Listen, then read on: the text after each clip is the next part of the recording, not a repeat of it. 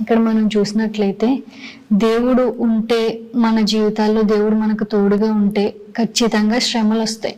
కొన్నిసార్లు ఈ శ్రమల్లో గుండా మనం వెళ్తా ఉన్నప్పుడు, ఇలాంటి పరిస్థితులు మనకి ఎదురైనప్పుడు, ఇలాంటి పరిస్థితుల్లో మనం ఉన్నప్పుడు మనకి కలిగిన ఆలోచన ఏంటంటే, దేవుడు లేడు నా జీవితంలో, దేవుడు నా జీవితంలో ఉంటే ఎందుకు నాకు ఇన్ని శ్రమలు రావాలి, దేవుడు ఉంటే నాకు ఎందుకు ఇన్ని ఇబ్బందులు ఎదురవ్వాలి, ఎందుకు నేను ఇలా నలిగిపోవాలి ఇన్ని శ్రమల్లో అని అనుకుంటా ఉంటాం.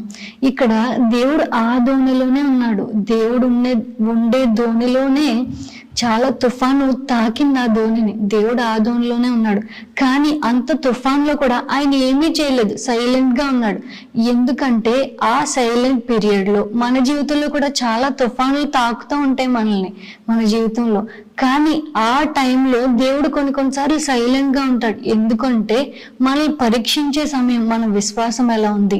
ఈ సమయంలో మనం ఏం చేస్తాం, దేవుడిని ఆశ్రయిస్తామా లేకపోతే వేరే వాటి వైపు పరిగెడతామా అని చెప్పి దేవుడు సైలెంట్ గా ఉంటాడు.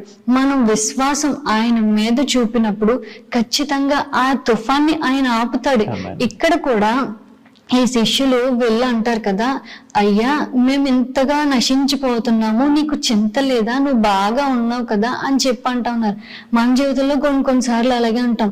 అసలు దేవుడు ఉన్నాడా, నన్ను పట్టించుకుంటున్నాడా, ఆయనకి చింత ఉందా నా కోసం, నన్ను ఏమన్నా చూస్తున్నాడే అని అనుకుంటా ఉంటాం.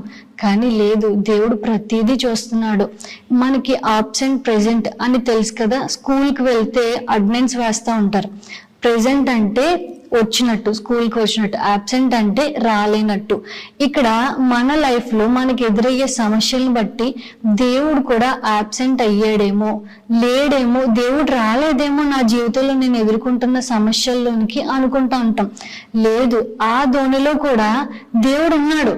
కానీ ఆయన ప్రెజెంట్ లోనే ఉన్నాడు, ప్రెజెంట్ అయ్యే ఉన్నాడు. కానీ ఆయన సమయం ఇంకా రాలేదు కాబట్టి ఆయన ప్రెజెంట్ ని ప్రెజెంటేషన్ గా చూపించలేదు. నీ జీవితంలో కూడా ఇలాంటి దారులు గుండా వెళ్తున్నావేమో, ఈ అలల్లో కొట్టుబిట్లాడిపోతూ ఎటూ తోచక దిక్కులేని పరిస్థితిలో ఉన్నావేమో.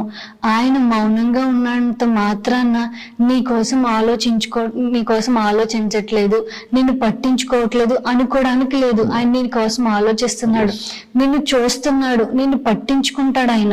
ఆయన